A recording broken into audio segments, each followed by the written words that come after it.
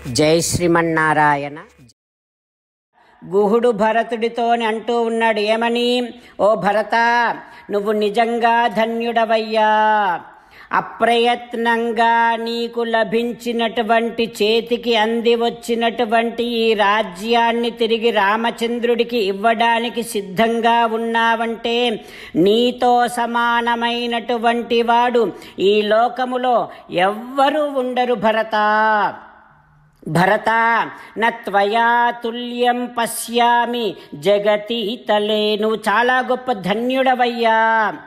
కష్టాల పాలైనటువంటి మన రామచంద్రుణ్ణి వెనక్కి తీసుకొని వెళ్ళాలి అని అనుకుంటున్నావు కదా, ఇక నీ కీర్తి అన్ని లోకాలలో శాశ్వతంగా వ్యాపించిపోతుంది భరత అని గుహుడు అంటూనే ఉన్నాడు. మెల్లిమెల్లిగా ఆ పూట రాత్రి అయిపోయింది. గుహుడు అక్కడి నుంచి బయలుదేరాడు. భరతుడేమో తన సైన్యాన్నంతటిని కూడా ఇక విశ్రమించండి అంటూ ఆజ్ఞాపించాడు. శత్రుఘ్నుడు, భరతుడు కూడా పడుకునేటటువంటి ప్రయత్నం చేస్తూ ఉన్నారు. కానీ భరతుడికి నిద్ర పట్టటము లేదు. హృదయంలో ఏదో ఒక రకమైనటువంటి బాధ తనని కలిచివేస్తుంది. ఎందుకు బాధపడుతున్నాడు భరతుడు?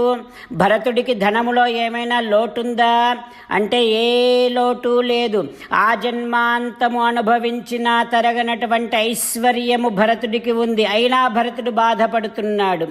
భరతుడు ఏమైనా పాపం చేశాడా? ఎందుకు బాధపడుతున్నాడు అనంటే ఏ పాపము చెయ్యలేదు, అయినా బాధపడుతున్నాడు. భరతుడి మనస్సు అంత బలహీనమైనటువంటిదా? ఎందుకు బాధపడుతున్నాడు అంటే భరతుడు మహాధీరుడు, అయినా బాధపడుతున్నాడు. ఎందుకని అంటే వాక్కుకి మనస్సుకి కూడా అందనటువంటి అపరిమితమైనటువంటి దుఃఖము, రాముడి కోసము తాను పడుతున్నటువంటి దుఃఖము వల్ల, దుఃఖపు పొంగు వల్ల భరతుడి మనస్సంతా కూడా వికలమైపోయింది.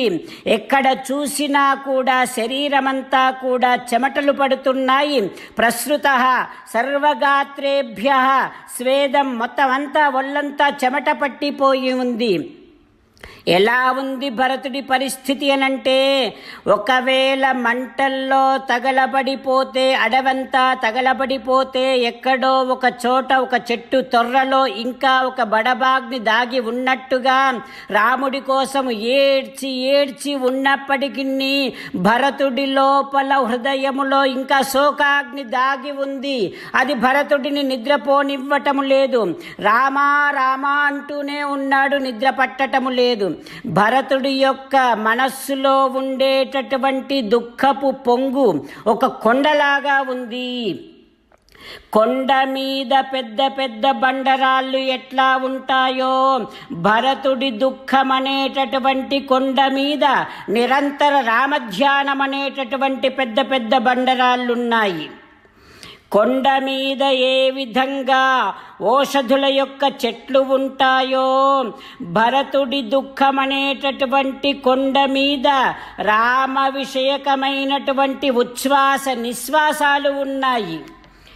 కొండ మీద ఏ విధంగా వృక్షాలు ఉంటాయో, భరతుడి యొక్క దుఃఖం అనేటటువంటి కొండ మీద భరతుడి యొక్క సకలేంద్రియములు వాటికి కావలసినటువంటి వస్తువులు దగ్గర ఉన్నా స్వీకరించకుండా దీనంగా ఉంటున్నాయి.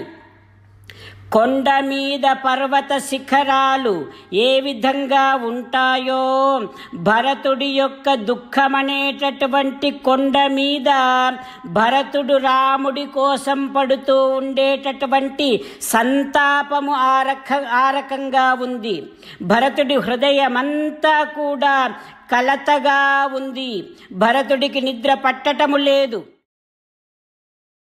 సీతారామచంద్రులను మనసారా ధ్యానము చేస్తూ పరమదయాలువు పరమశివుడు చెప్పిన పరమపావన రామనామాన్ని చెబుతూ మనము రామనామ గానము చేస్తూ ఉంటే అదిగో సీతారామచంద్రులు, పార్వతీ పరమేశ్వరులు, ఆంజనేయస్వామి, సకల దేవతలు, పితృదేవతలు, మహర్షులు, ఆచార్యులు, భాగవతోత్తములు అందరూ మనని చూసి ఆనందముతో అనుగ్రహిస్తున్నటువంటి దృశ్యాన్ని భావన చేస్తూ నోరారా రామనామగానము చేద్దాం. రామ రామ దశరథ రామ, రామ రామ దశరథ రామ, హే హే రాజా రామ, హే హే రాజా రామ, హే హే సీతారామ, హే హే సీతారామ. జై శ్రీమన్నారాయణ. భక్తులకు ప్రత్యేకమైనటువంటి విజ్ఞాపన. మీకు అన్ని విషయాలలో వెంటనే మంచి ఫలితాలు రావాలి అనంటే ప్రతిరోజు 1 నిమిషం వెచ్చించి నారాయణాస్త్రాన్ని చదవండి. ఇక మీకు తిరిగే ఉండదు. నారాయణాస్త్రాన్ని పొందడానికి మీరేం చేయాలంటే నారాయణాస్త్రం అనే వెబ్సైట్కి వెళ్ళి మీ పేరు, మీ ఈమెయిల్ ఇస్తే మీ ఈమెయిల్కి నారాయణాస్త్రం PDF వస్తుంది. అందులో ఒక రామాయణ శ్లోకం, ఒక గీతా శ్లోకం, ఒక విష్ణునామం ఉంటాయి. ఆ మూడింటిని కలిపి నారాయణాస్త్రం అంటాం. ప్రతి ఒక్కరికి వేరువేరు శ్లోకాలను ఇస్తున్నాం. ఆ రకంగా ఎవరి శ్లోకాన్ని వారు ప్రతిరోజు తప్పనిసరిగా చదవటం వలన ప్రతిరోజు ప్రతి 24,000 భక్తులతో ఒకసారి సంపూర్ణ రామాయణ పారాయణ, 33 సార్లు శ్రీమద్ భగవద్గీత పారాయణ, 24 సార్లు శ్రీ విష్ణు సహస్రనామ స్తోత్ర పారాయణ జరుగుతుంది. ప్రతి ఒక్కరికి అంతటి విశేష ఫలితము ప్రతిరోజు లభిస్తుంది. అందుకని మీరు, మీ కుటుంబ సభ్యులు అందరూ ఒక్కొక్కరు ఒక్కొక్క నారాయణాస్త్రాన్ని వెంటనే పొందండి. జై శ్రీమన్నారాయణ. శ్రీమద్ భగవద్గీత సారాంశముగా 18వ అధ్యాయములో 65 నుంచి 69 శ్లోకముల ద్వారా శ్రీకృష్ణ భగవానుడు మనందరినీ ఒక 8 పనులు చేయమని చెబుతూ పరమాత్మ ఈ రకంగా అంటూ ఉన్నాడు. ఎవరెవరైతే నేను చెప్పిన ఈ 8 పనులు చేస్తారో వారందరూ నాకు చాలా ఇష్టమైన వారవుతారు. అప్పుడు వారిని నేను సకల పాపముల నుండి, సకల దుఃఖముల నుండి విముక్తులను చేసి నా అంతటి వారిగా చేసుకుంటా, తరగని ఆనందాన్ని అనుభవింపచేస్తా. నిజమే చెబుతున్నా, ప్రమాణము చేసి చెబుతున్నా అంటూ సాక్షాత్తుగా దేవదేవుడైన శ్రీమన్నారాయణుడైన శ్రీకృష్ణ భగవానుడే మనను ఈ 8 పనులు చేయమని చెబుతూ ఉన్నాడు కనుక, హో శ్రీమన్నారాయణ, కరిష్యే వచనం తవ, తప్పకుండా చేస్తా, నువ్వు చెప్పినట్టే చేస్తా అంటూ మనం ప్రతిరోజు దేవదేవుడైన శ్రీమన్నారాయణుడికి ఈ రకంగా మాట ఇద్దాం. హో శ్రీమన్నారాయణ, నువ్వు చెప్పినట్టే నేను నిన్నే సంతతము ధ్యానము చేస్తూ ఉంటా. హో శ్రీమన్నారాయణ, నువ్వు చెప్పినట్టే నేను నీ భక్తుడిగానే ఉంటా. హో శ్రీమన్నారాయణ, నువ్వు చెయ్యమన్నట్టే నేను నా విధులను, కర్తవ్యాలను నీ సేవగా, నీ తృప్తి కోసమనే సక్రమంగా నిర్వర్తిస్తూ ఉంటా.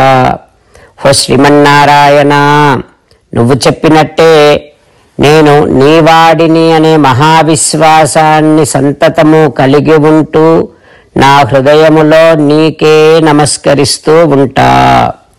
హో శ్రీమన్నారాయణ, మామేకం శరణం వ్రజ, నన్నొక్కడిని మాత్రమే శరణు వేడుకో అని నువ్వే అన్నావు కనుక నేను నిన్ను ఒక్కడిని మాత్రమే శరణు వేడుకుంటా. హో శ్రీమన్నారాయణ, మా శుచః, ఇక దుఃఖించకు అని నువ్వే నాకు భరోసా ఇస్తూ ఉన్నావు కనుక నేను ఇక దుఃఖించను. హో శ్రీమన్నారాయణ, నువ్వు చెప్పినట్టే నువ్వు నా కోసమని చెప్పిన శ్రీమద్భగవద్గీతను ఎప్పుడో ఒక్కసారి కాకుండా ప్రతిరోజు కనీసము 1 శ్లోకాన్నైనా అనుసంధానము చేస్తూ గీతోపదేశాన్ని జ్ఞాపకం చేసుకుంటూ ఉంటా. హో శ్రీమన్నారాయణ, నువ్వు చెప్పినట్టే నువ్వందరి కోసమని చెప్పిన శ్రీమద్భగవద్గీతను తెలియని భక్తులందరికీ తెలియచేసే నా వంతు ప్రయత్నాన్ని నిరంతరము కొనసాగిస్తూనే ఉంటా. ఓ శ్రీమన్నారాయణ, నేను నువ్వు చెప్పినట్టే చేస్తా, నీకు నచ్చినట్టే ప్రవర్తిస్తా, నీకోసమే పని చేస్తూ ఉంటా. కరిష్యే వచనం తవ. సర్వం శ్రీకృష్ణార్పణమస్తు. జై శ్రీమన్నారాయణ.